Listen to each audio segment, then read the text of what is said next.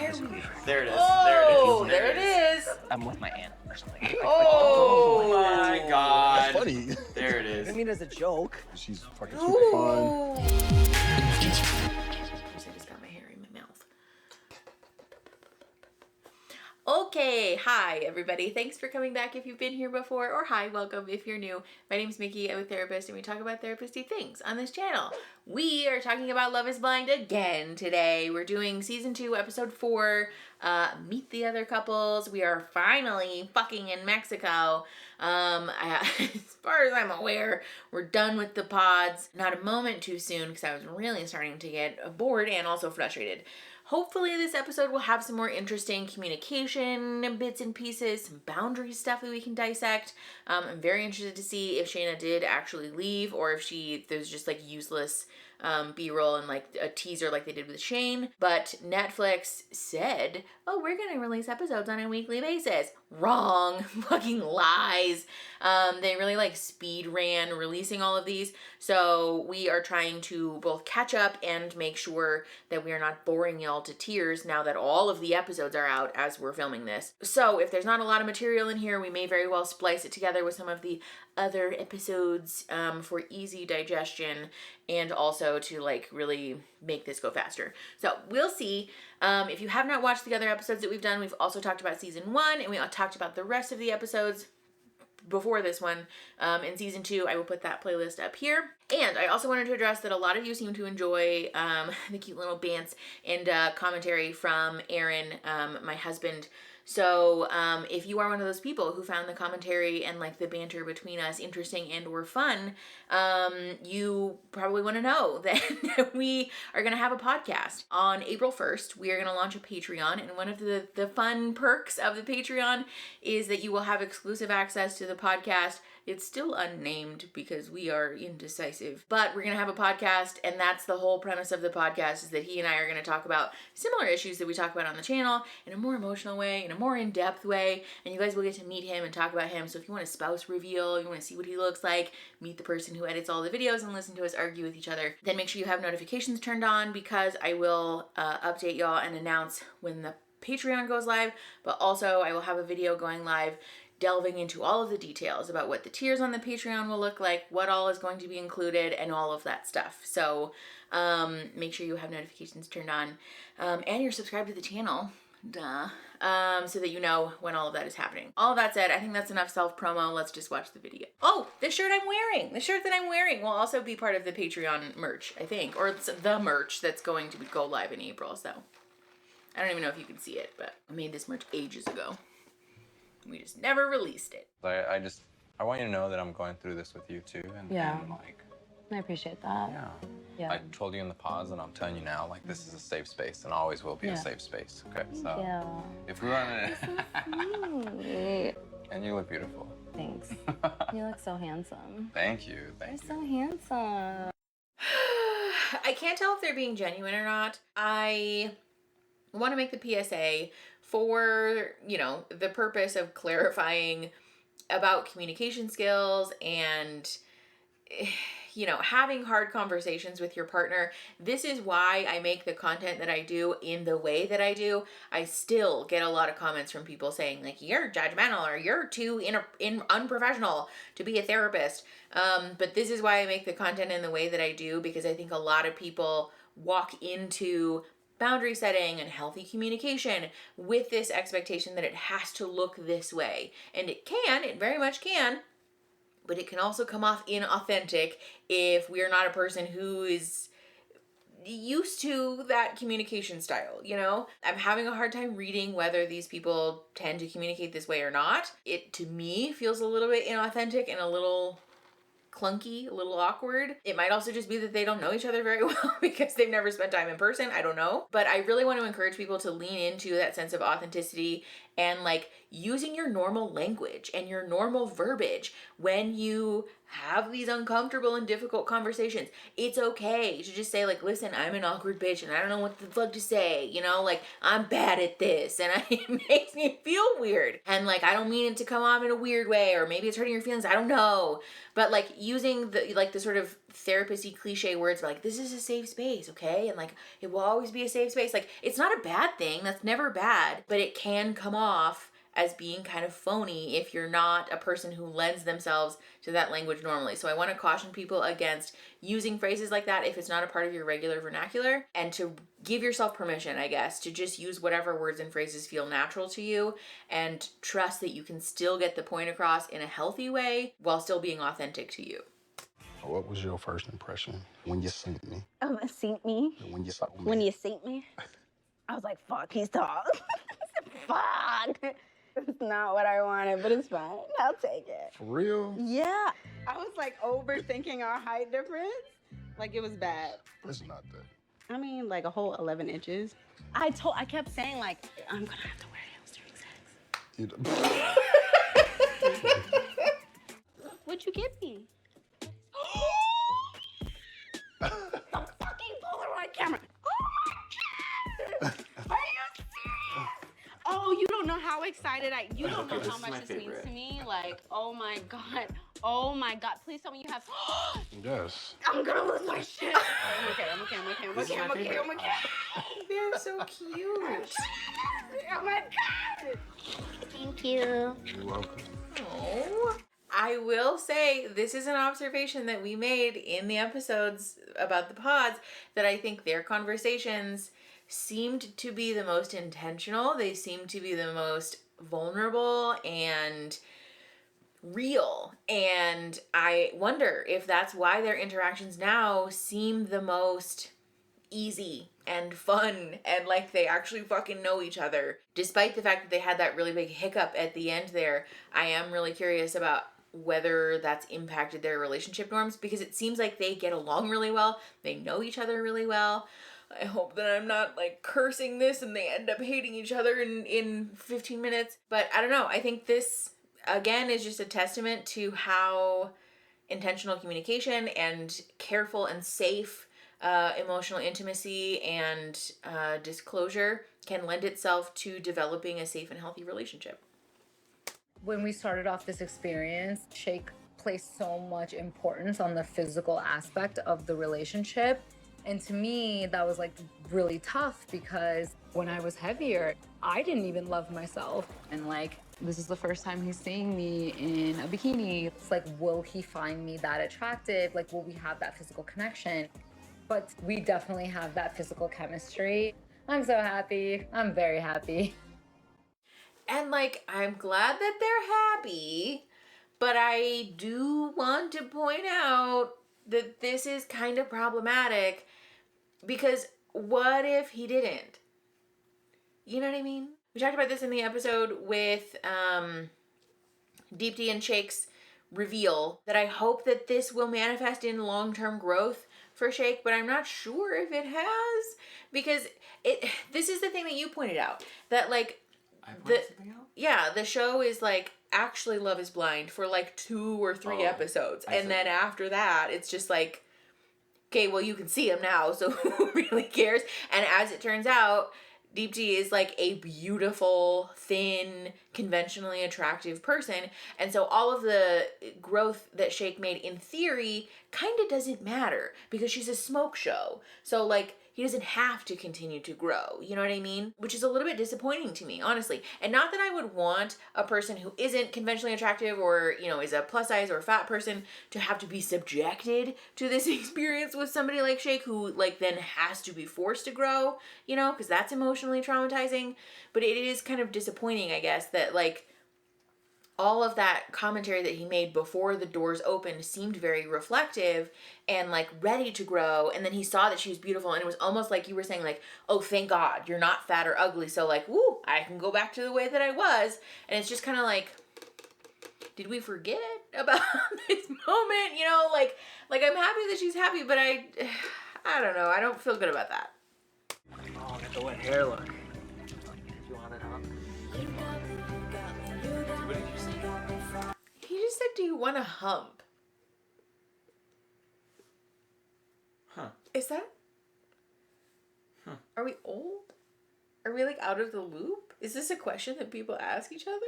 If somebody asked me that question, I would die laughing. I'd be like, what? Are you 14? I don't like it. I don't like it. What's going on? Oh my god, you want to make some eye contact? We have the rest of our lives. Isn't that crazy? Are you excited? Are you happy? I'm very happy. That's We're weird. thousand I hours didn't, staring. Also just I didn't notice that. trying to take it 1 hour at a time. 1 hour at a time. Yeah. Are you excited to love me? I'm on my way. Definitely on my way. Organic and natural, baby. That's all organic and natural. First night together. Honestly, feeling a little apprehensive, spending that physical time touching one another, and I don't know if I'm feeling the type of like body connection that I wanted to feel. There's things that I said, like, we're gonna get married, we're gonna have babies and stuff like that. And hearing that back from Deeps, at times it feels amazing to hear that, but then at times it feels really scary. There's like just moments where I'm like, oh my God, maybe this is a little commitment phobia rearing its head. Shouldn't be a huge deal.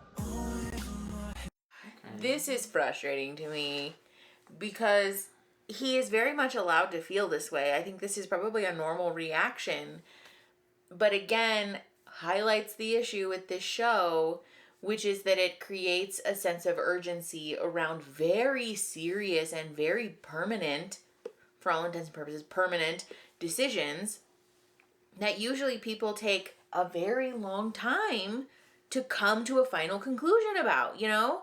And it just is, like, it brings up some ethical issues, I think, about, like, the trauma stuff, because now they're in vastly different places where they're saying these things to each other in the pods about, like, we're gonna get married and we're gonna have babies and we're envisioning our life together. But working through, this is why I said what I said too about him having this epiphany about the body image stuff and it being presented as if like he's transformed, he's a new person, and like unfortunately that's not the way that it works. Just because we have now gained awareness for an emotional issue that we have doesn't mean that you're now a changed person. There's still a lot of work that needs to be done in order to create meaningful change around this awareness.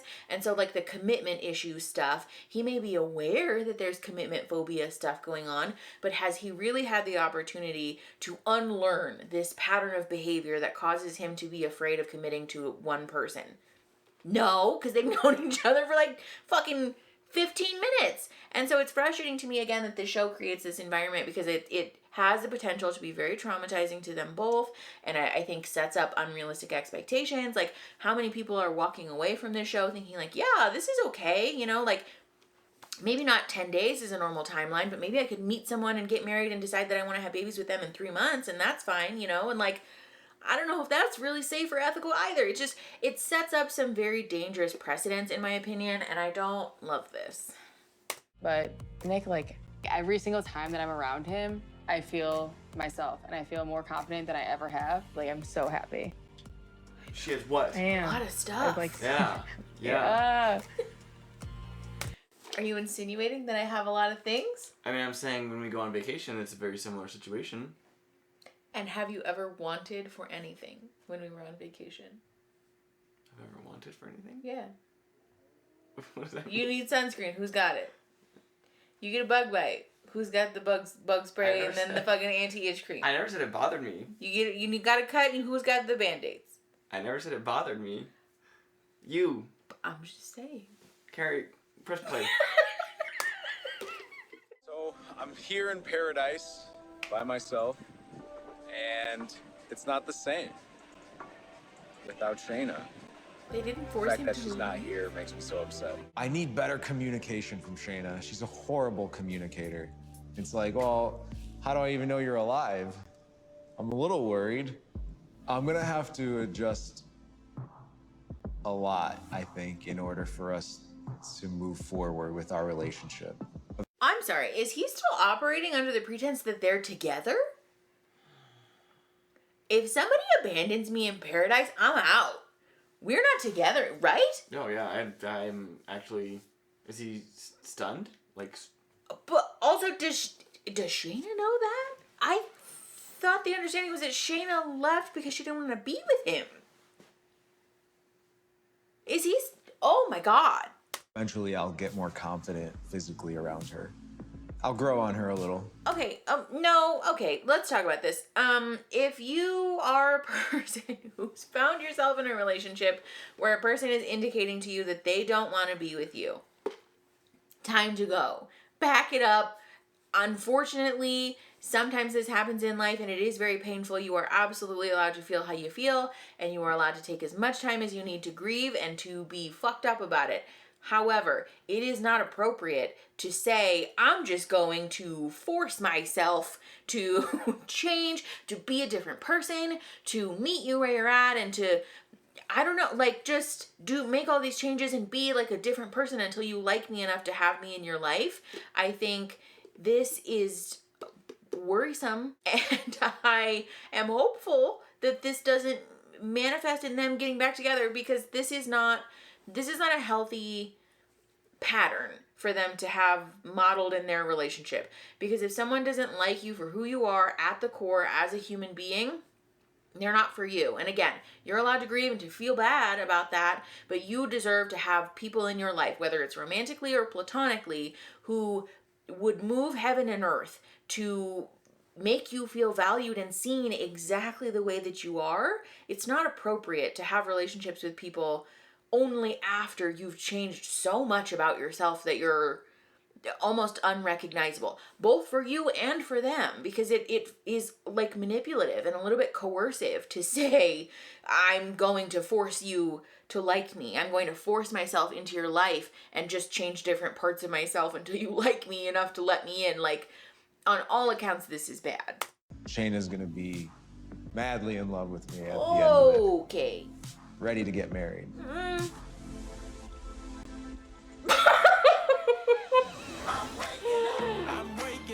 It's always like in the harder times when you realize how good people are, and the fact that he's like patient, he's not acting upset that I'm ruining a day of our vacation, like that's huge. I really appreciate that. What is this, our third day? Second day? Third day hanging out.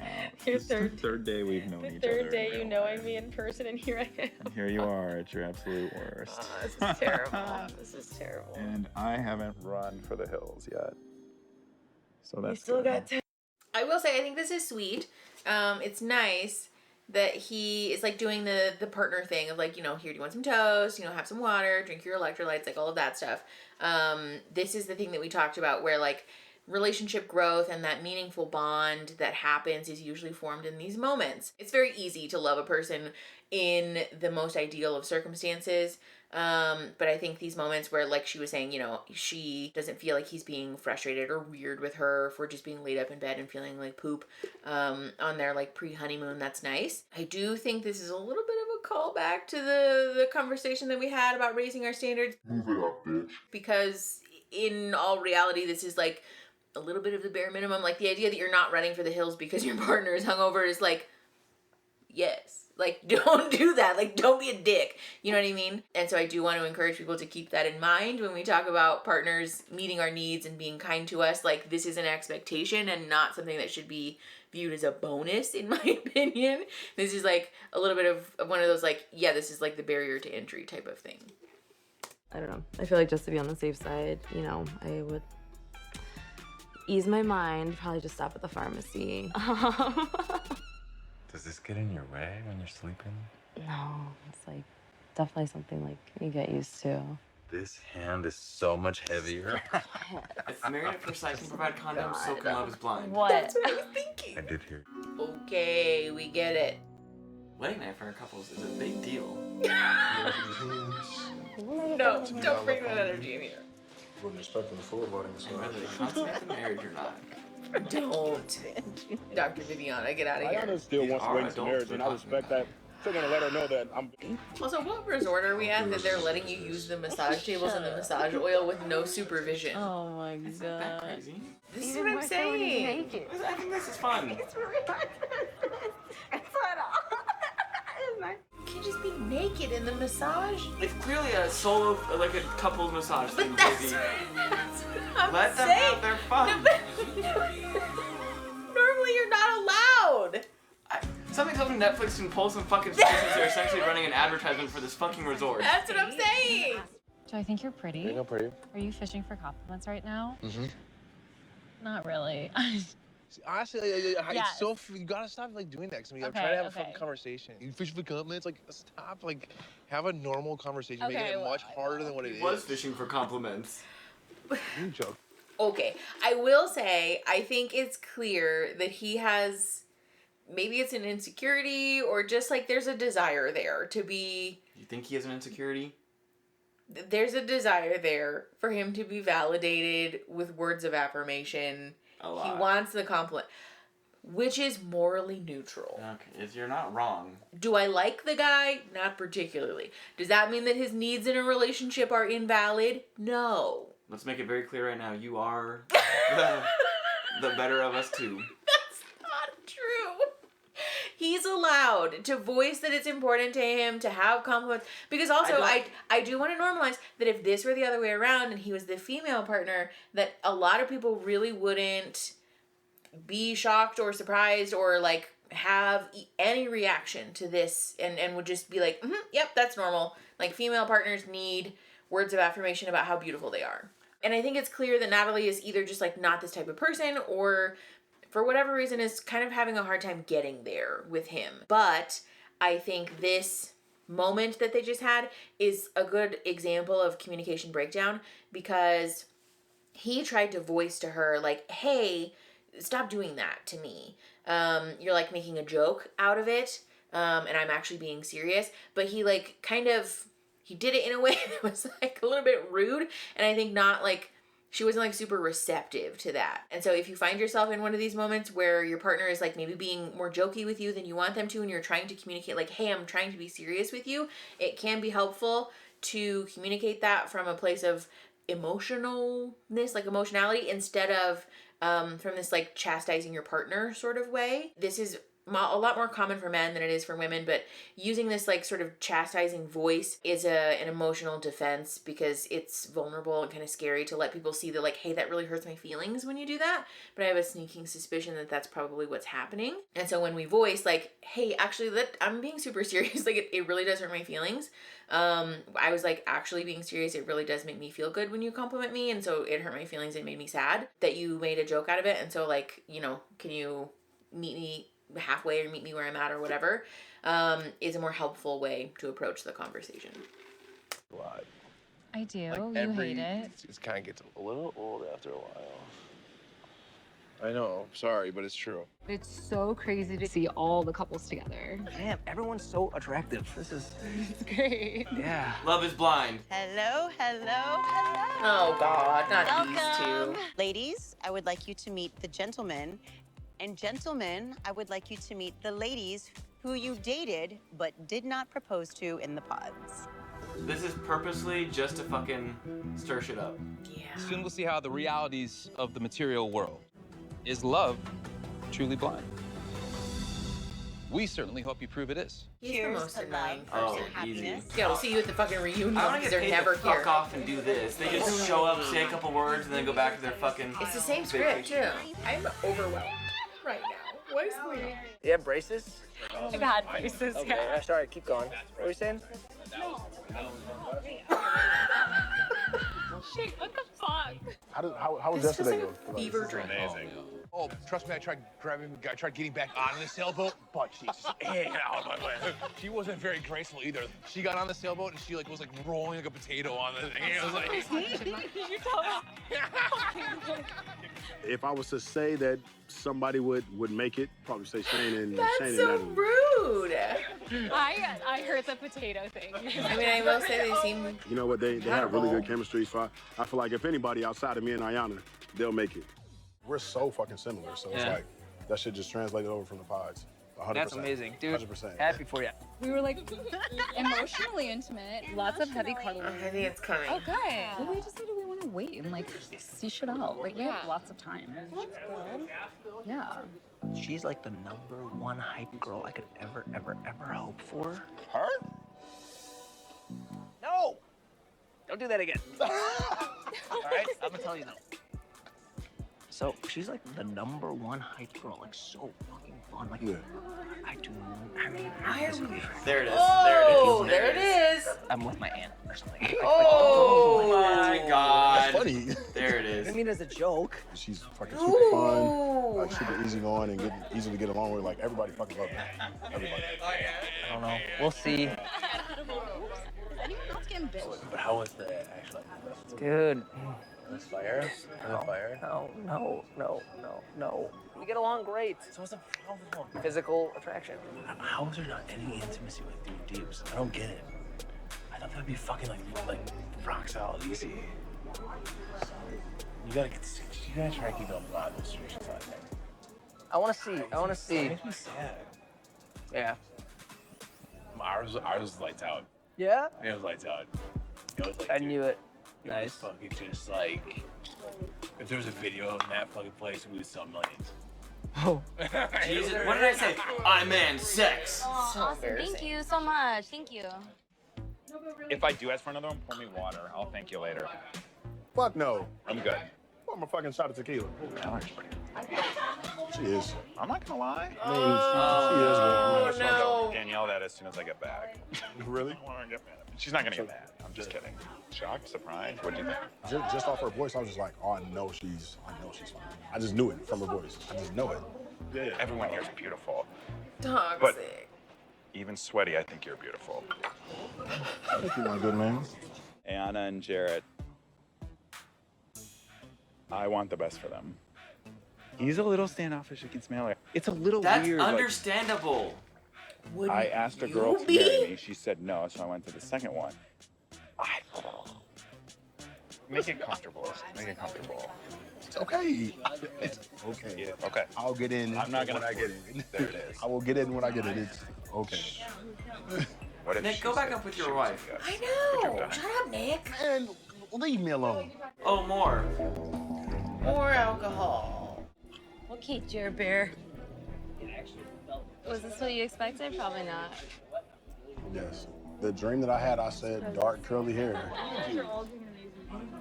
We need to stop. We need to go. I cried so much.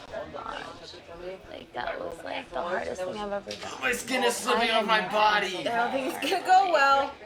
I never thought that was your number. How did you not get that? Never. Every time we talked, I was just like, Mama. Mama. Because that was Please, Ayana, be so far away out of your shot. Who else gave you a nickname? I heard I was like, Y'all were shifting every day. no, I've never I cried like was hurt as hell. I have a really hard thing with trust, and so for me to only rely on someone's like words, Because words are so easy. You can words are lie. exactly, Actions. exactly. Sorry, Auntie Deepi. I feel awful. Why? because I do. But that's just who I am. I've never got that from you. This is crazy. Sal was a good one. That sounds Sure. You guys are both like amazing people. You ready to get married? Oh my god. This is fucked up. This is bad. I think the thing about this, again, that really pushes my buttons is that this is traumatizing for everyone involved, and it doesn't have to be this way. I just really take issue with the premise of this show and the way that they shoehorn people into this expectation that you have to pick someone after 10 days and everyone dates each other. It just, ooh. The thing about this too, that I have these thoughts when we watch these shows, that this is a TV show. And so even if, like, Ayana is out of earshot right now, odds are she's gonna find out about the conversation between Jarrett and Mallory that took place that we just watched, because it's a fucking TV show, because it got recorded. And so there's no way out of this situation that doesn't accidentally wound somebody, and it is so problematic to use. Somebody mentioned this in the comments of the video that went up today, part 2, that there's this phenomenon in popular media of using people's trauma as means for entertainment. And that's very much what this is. We're using people's pain and emotional suffering and relationship issues as a means of entertainment, and it is so upsetting. I have a very hard time with content like this because on one hand, I've talked about this repeatedly, I am very much invested in this idea of people loving each other and finding love, and I want people to be happy. But then on the other hand, it is so exploitative and it feels manipulative, and I am very curious about the long-term impact of shows like this and situations like this on people's mental health, on their relationship health, on their self-esteem, and whether or not Netflix is being held accountable for that, whether or not they're providing people with resources for that. It does a number on a person's mental well-being to be on reality TV already, let alone to be the subject of something like this. And so it just, ooh, it's bad. All bad. Wait a minute. Wait. What is... No. What is it? You've always been honest. Wait, what? Are you ready to get married? Don't do this. Sal is a good guy. Is Sal somebody you would go for outside of here? No. He's so, like... I love Sal. The thoughtfulness and, like, that. Like, I felt like... I'm such a guy's girl. Hence why the fuck we connected. How did I not fucking see that shit? Like, these are, like, that's Are they gonna let them switch couples before they go back home or something? I want to catch a game. Like, I want to go, but that's who I am. Like, that's what I want. That's what I love. Yeah. It's so easy. But most men that are into sports and things like that, or like that connect me on that aspect, they don't put me priority.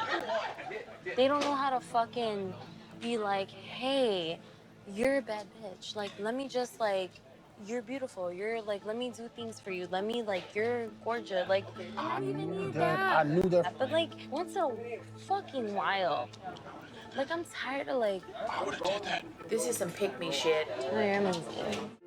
Then how do you really feel? So I was...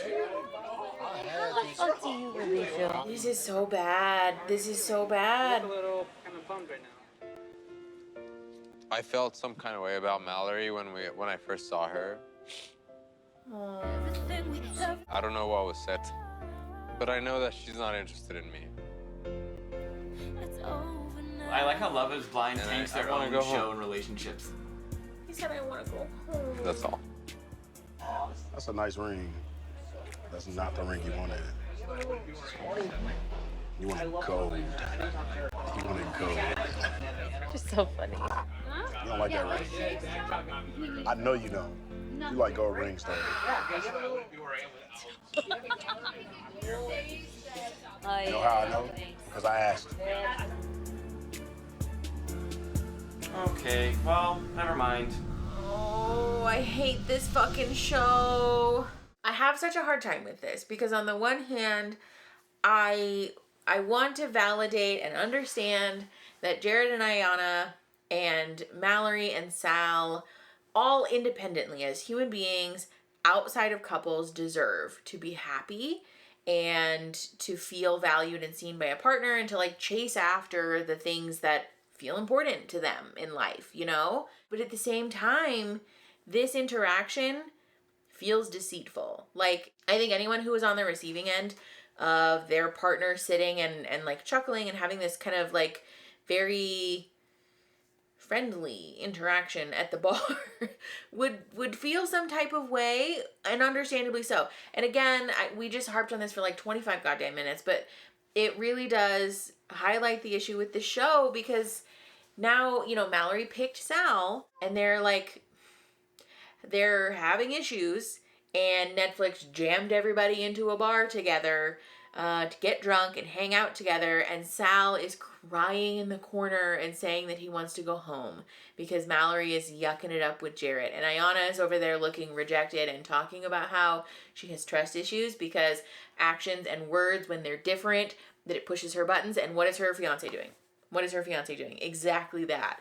And it's an impossible situation that, again, does not have to look this way. I Ooh, yeah, let's finish out this episode. Never mind. Okay. We talked about this before, but I guess my like closing remarks for this episode are just similar to the thing that we talked about, I think in episode 1, where the issue that I have with these reality TV shows that get into like seasons 2, 3, 4, 5, whatever, is that the pressure for upping the ante gets higher and higher with each subsequent season. And it sometimes manifests in these outcomes where I think morals and ethics start to go out the window for the sake of good content. And like very clickable, you know, very easy to turn into a trailer type of stuff. And it just feels exploitative. It feels fucking bad. And I recognize that the people who are, you know, choosing to become a part of this TV show are doing it with the informed consent of, you know, being grown adults. But I do think there is still a power imbalance here in that Netflix is like the proverbial powers that be in this situation because they have all the money and the influence and, you know, all of the... Do you want to just let her in? No, we're fine. Okay.